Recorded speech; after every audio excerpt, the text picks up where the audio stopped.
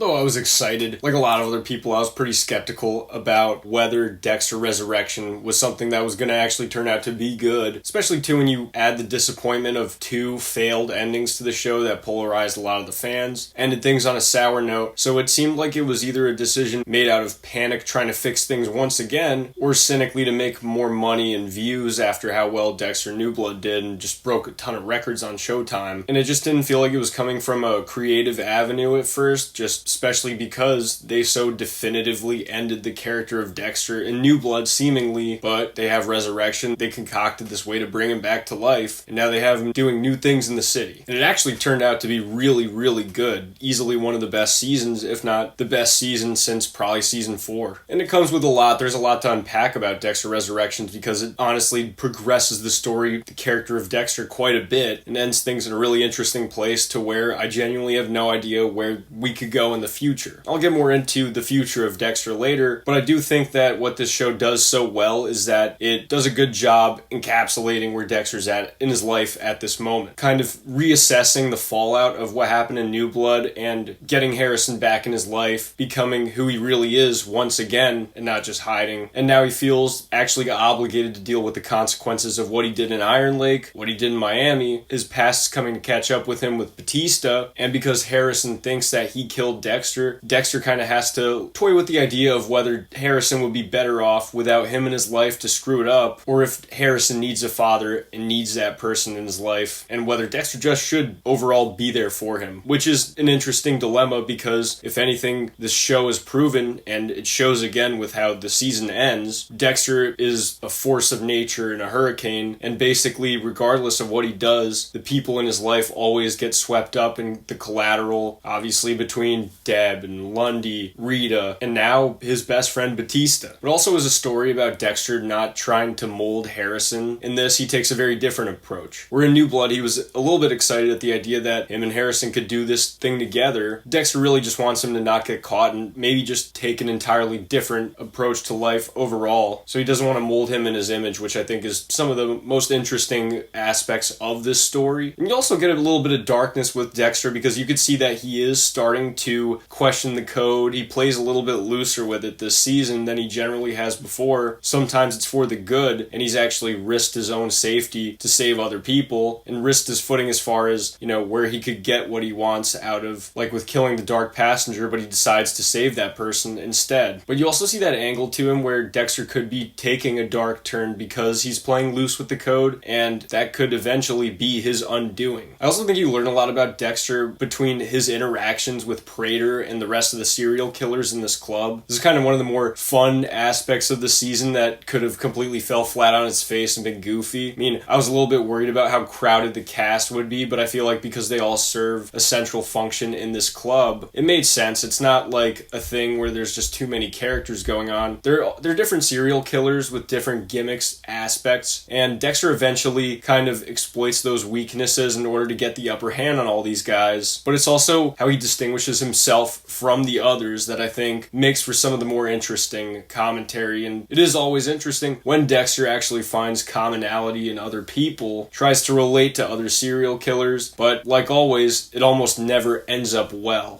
Pretty much anybody he ends up confessing himself to, he kills. Even when he thought he had a friend with Miguel, that didn't work out, he had to kill him. Tried to learn from Trinity, and that completely blew up in his face. These things never wind up well, and I think that that's something that Dexter really realized in this season. You see that he's growing and evolving. And also even kind of his attitude towards these serial killers, it feels a bit different and less clinical than it had in previous seasons where he's dealing with killers. But some of the stuff that had me on the edge of my seat the most was him actually having to find ways to not take the blame for making all these guys disappear from the same club. He's trying to effectively dispose and dispatch of each of them, meanwhile not getting Prater onto his scent or Charlie or anybody else in the group. He's trying to maintain that illusion and either pin it on someone else or blame it on outstanding circumstances. So that really had me on the edge of my seat. I was excited to see what he was going to do, how he was going to get out of these situations, because that's some of the best stuff in Dexter, is him finding his way out of situations. That's why I think season 2 might be my favorite season, is because a lot of that is Miami Metro quickly catching up to him and him having to stay 2 steps ahead. And this definitely recaptured that. But getting on to the other improvements, some of the stuff that I think was really well done in this series, and this is something that I think a lot of people felt the same way about, is that they completely corrected Harrison's character. Obviously, a lot of people had issues with just kind of like the unpleasantness that he had in New Blood, the resentment he held towards Dexter, which served a story purpose, and you understand why he was that way. And you understand why he would kind of end up in, I forget his name, Mr. Krabs' clutches in that season. But in this one, I think that they make him a lot more likable, relatable. I think he has a good bit more understanding of Dexter in this season, and in realizing that he does need a father. It's mainly just correcting that previous attitude he had that I think went a long way in improving his character. And that's the thing, is I think a lot of people wouldn't have given it a chance if it was just a solo Harrison story, which it was initially supposed to be before everybody was like, nobody's gonna watch that. Now that you have this way of letting him and Dexter reconnect in a way that is satisfying and kind of improves on what New Blood did, while making New Blood a pinnacle piece of their story, not exactly just backtracking, but making it feel more important and like it actually matters. And that's not to say that he just lets Dexter get away with everything. In the season, you still see him get mad and get frustrated with Dexter, which is very reasonable and understandable with some of the stuff that Dexter does. But I think it's like mainly the thing that he cuts him more slack and is a bit more understanding, and he's just a lot less whiny than he was in the last season. That was a big part of that. It really is execution. But then that kind of brings me to ultimately what I think was the biggest lasting legacy that will be from the season, and it's Dexter versus Batista. And ultimately, Batista's death, which easily the biggest character death that's happened. I mean, probably since Rita, probably the most impactful. I don't know if LaGuerta, this is definitely bigger. I'd probably say that this is bigger than LaGuerta, because Batista always was that one person who always believed Dexter, always believed in him, always was on his side, and watching that complete turn on Dexter, because who wouldn't after all the evidence that's been released? And some of those parts where Batista is catching up to Dexter and Dexter has to find a way to get out of the situation, some of Batista's frustration with trying to prove Dexter, but he sounds insane because that's what happens. Dexter always finds ways to kind of crazy make the people that start to accuse him, and it ends up ultimately in that tragedy of Batista's death unexpectedly, that last moment they have together. Now, I made a video on this previously, and this was before I knew that Batista was going to die, and this was something that was very much make or break for me. I didn't think that they should do it. I didn't think I'd like it, but I wasn't sure what else